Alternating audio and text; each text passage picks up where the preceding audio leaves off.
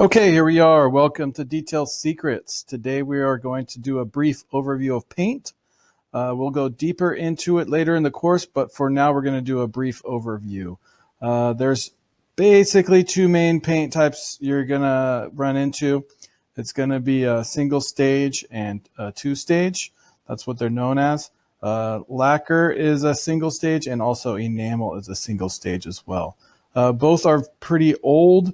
You won't see much single stage paint after 80s, mid 80s is pretty much anything after that's going to be two stage, which is a base coat and a clear coat. So the lacquer is metallic and solid colors. It's soft, it's delicate and prone to crack, and it's not used since the 80s. I've worked with some lacquer jobs. It's not fun. It's not as easy as polishing clear coat, that's for sure. It gets a little messy because the colors all come up on the pads and things like that. And they're obviously older. So same with the acrylic enamel. It's durable, it's single stage, it's air dried, and there's no clear coat. And also these are on older vehicles. So your chances are you're not going to have to work with too many of these cars. The base coat, clear coat's basically what you're going to be dealing with. It's a two-stage paint. It's very, very thin. The clear coat's on top is about as thick as a Post-it note, and sometimes the color below that's even less than that. So it's best polished with a DA machine, or if you're skilled, you can use a rotary as well. It's easily burned and scratched as opposed to some of the older single stage paints you can have a little more leeway with. So paint contamination is what gets into the paint and it kind of sticks and it doesn't wash off. So things like overspray, brake dust, rail dust, pollution, things like that that stick in your paint and don't come out is known as contamination. It's usually things that are removed with clay bar or polishing as well. So there's also, you can see in this diagram here how a typical two-stage is actually three-stage because it's got the body panel here, it's got a primer coat, a color base coat, and then a clear coat on top of that. So as you can see, it's very, very thin. Slight scratches are basically halfway through the clear coat. So when you're polishing out these scratches, you are taking all of this down all the way here. So you are degrading the clear coat a little bit while polishing. What a clay bar will do is actually pull these contaminants off of the paint. Overspray, chances are the clay bar is not going to take that off. You'll need something a little stronger, possibly polish, possibly some type of acid, maybe some adhesive remover, something like that to get overspray off. Typically, overspray won't come off with clay bar, but it has. I've definitely done it before. So definitely just to keep in mind, this is what paint contamination is. We'll go into how to remove it and the process of it in the future. Water spots actually can etch into your paint like this, just so you know. So if you see water spots, they're not always on top of the clear coat. They do etch their way in. So a lot of times with water spots, you'll have to do more than just the acid wash to remove them, or clay bar obviously won't remove it as well. You will have to polish down this section here.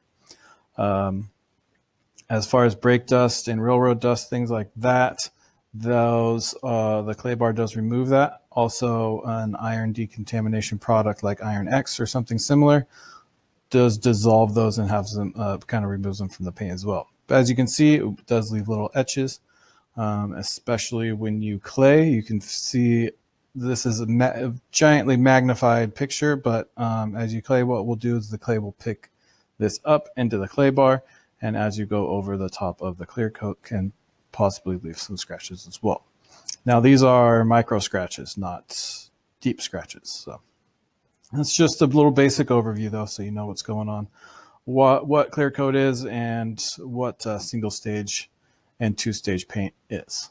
So clear coat is prone to fail. As you can see here, this picture, this is considered clear coat failure, where the clear coat is degraded. This is the base coat. This is the clear coat. And this is where it's all peeling off. So this is not fixable. It will need to be repainted.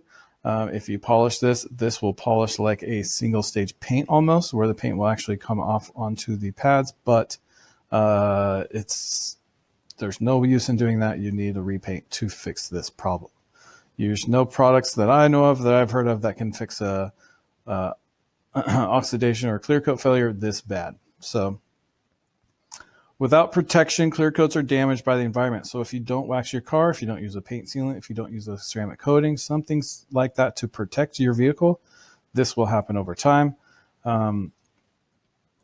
The clear coat failure is more prone if you don't do these things, basically. So that's what you need to tell your clients. If you don't want your clear coat to fail over time, keep some kind of protection on it, like a wax, a paint sealant, or a coating. This only really happens with the base coat clear coat, two-stage painted cars, which are any of the newer vehicles in the last 20 years, 25 years. So, another picture that's really good is this one here. It's a single stage paint. So this might look like, well, this is really faded. Well, maybe this is clear coat failure. Actually, this is oxidation from a single stage paint job. So these are the older vehicles that have this, and what you can do is polish these out and make them look shiny again. So this is just basically old paint that's on here on the surface, and as you polish down, you can revive it to something nice like this. So swirls happen over time. Swirls, basically, there's no way of finding a perfect vehicle with no swirls unless it's never been washed, never been run through a tunnel wash, never been hand washed, never been touched, and it's perfect without someone actually doing a paint correction on it. So the swirls happen basically on any car with clear coat. They're just really common, and they're on every car you'll see. There's maybe 99.9% of the cars out there that you see are going to have some type of swirls. It's just a fact of life. So they're more noticeable on dark paint and less noticeable on white cars and light colored cars. So you'll always see swirls easier on black cars. And then as the car gets lighter, they can get harder to see. So hard paint versus soft paint. So all manufacturers seem to be different on this. The trick is to polish a small test before quoting the job, because you're going to want to know how long it's going to take you to do. So any repainted car typically has soft paint on it. I found any manufacturer car, the painting on the manufacturer is going to depend on how hard or soft the paint is. So start with the least aggressive method, do a test spot, see how it takes, how long it takes, how aggressive you're going to have to go. Sometimes you'll have to go with a hard compound to get through the swirls, and sometimes a light polish will do. The softer the paint, the easier it is for the swirls to be installed or when washing and things like that as well. So just something to think about. Like I said, this is just a general overview of paint. This isn't the in-depth training. We'll go into that later. So if you have an older vehicle and you're not sure, it looks kind of dull, how to tell if it's a single stage or a two-stage with a clear coat on it, it's very, very simple. If it's a single stage, the paint color will bleed on the polishing pad. If it's a two-stage, which has a clear coat, it won't.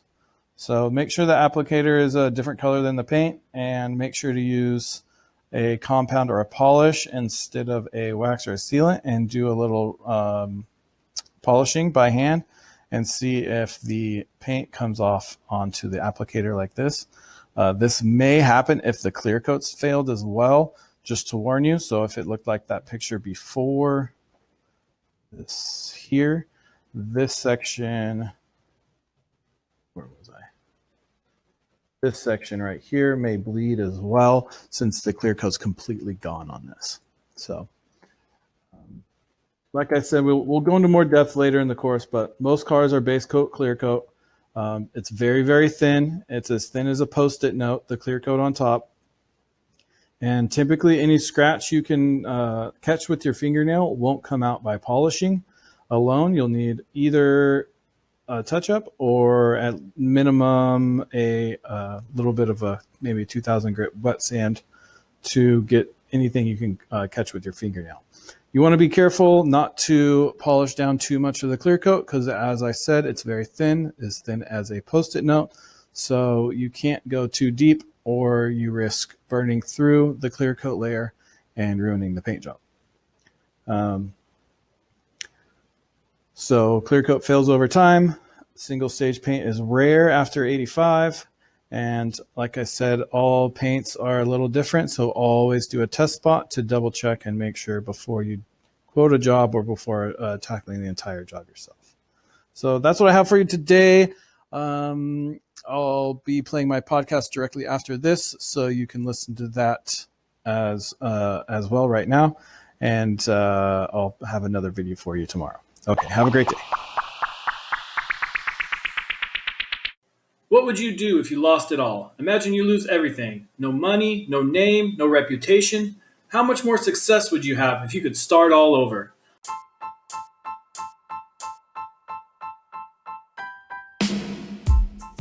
I was getting tired of doing the same thing every day with my detail business. I missed the excitement of having a new business. I decided to do something drastic. I gave it all up and decided to start all over.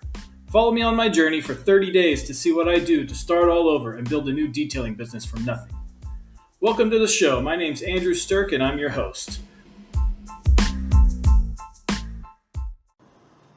Okay, here we are on day 2 of my venture here. Let's see, I gave everything up and I am starting all over from scratch. And day by day I'm telling you what's going on and what I'm doing and how to start from scratch. Back to work again. I worked a 11-hour day yesterday, and I gotta probably do the same thing today because I have a job now, which is very strange. I can't wait for my detail business to replace my income. But day 2, I forgot a big part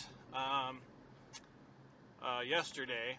On day 1, you really need to nail down a business name to start with all of your paperwork and licenses and websites and all that type of stuff. So the thing about naming your business, you have to find something that you're gonna love. You have to find a name that you're gonna not get tired of after you say it 1,000 times or 100 times a day or things like that. You want to make sure that the name is doesn't limit you too much. If you are only planning on doing things like window tinting, then call it, Jim's Window Tinting or something like that. But if you plan to one day expand and you want to do more. Let's say you're starting off right now as a car wash, but you want to get more into paint corrections and coatings and maybe some window tinting one day and maybe some PPF one day. You don't want to get too specific with your name. The more specific you are, the better for the SEO and just people trying to find you and stuff, because if you're called, Andrew's Auto Detail and you only do window tinting, it's a little confusing. So think about that while you're naming your business. Another thing you want to do is you want to make sure that there's a website open, a Facebook page, an Instagram, however you want to do your social media. You want to get those names for your business as well, or something similar. So if you're, say you're in North Carolina, you want to say NorthCarolinaDetail.com or maybe NCDetail.com to shorten it up a little bit. You kind of want the .com though. That just makes you seem more established as a business. It's not the end of the world if you're not, but that's just my opinion on it. So what you're gonna want to do is start using the name that you pick with your friends and family, and start saying it and get some feedback and see what everyone thinks. And if a couple of people hate it, that's totally fine. But you really want to get comfortable with it as long as you love it and as long as it resonates with you. That's the best thing. A good story behind the name's always good too. If you have, a family member you're naming it after, or something like that, or something in your life that's happened that caused you to do this. That's always a good name with the story behind it. Simple names like your name and detailing. It's Andrew's Detailing, Andrew's Mobile Detailing, Andrew's whatever. It's easy.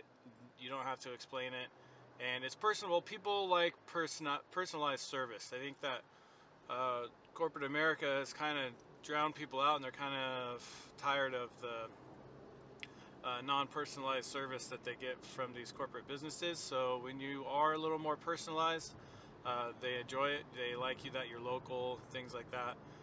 They don't want to go to detail.com and have a list of 100 detailers and just pick one. They want someone with a story and a personality. So think about that while you're naming your business. Go ahead and pick something, throw it around a little bit. Go to something like GoDaddy or HostGator or something like that, where you can find open URLs for your business, and make sure that your name is free, because you don't really want to copy someone else's detail name. So if you wanted to be luxury auto detail and there's already 6 of them, you don't really want to blend in with those. You want to kind of get your own personalized name for your business. So that's what I'm going to focus on today, is naming my business, so that I can get back to work with all the other things that I have to do. All right, talk to you soon. Bye.